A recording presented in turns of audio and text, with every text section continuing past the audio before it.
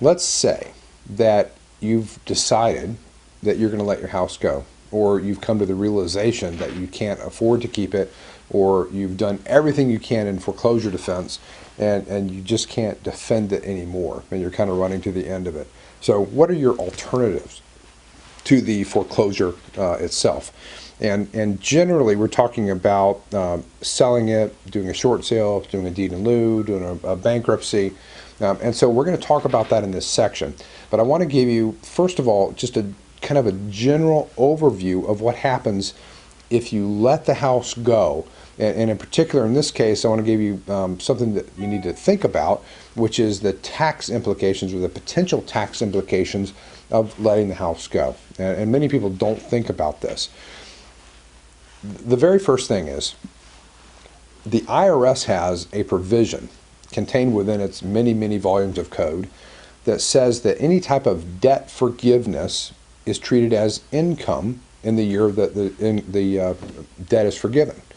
And so let's say that you go and you have a foreclosure and the sale goes through and the mortgage company says, you know what, we're just going to let it go.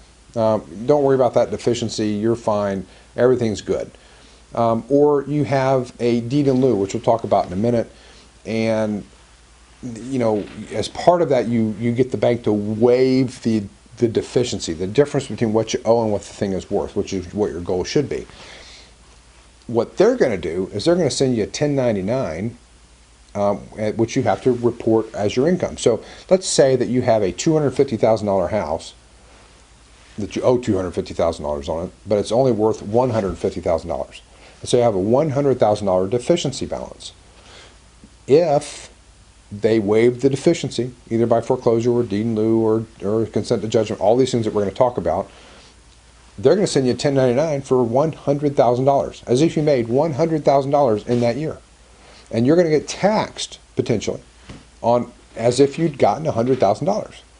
And so you're like, whoa!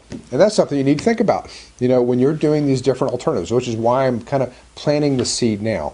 Now, what I want you to understand, though, is that there's 3 ways to get around that. All right, and we're going to talk about each of those very quickly.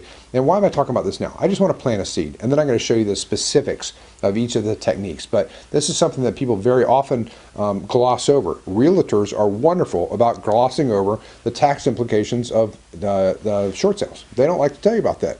And then all of a sudden you get a big tax bill from Uncle Sam, and you're like, what the heck just happened?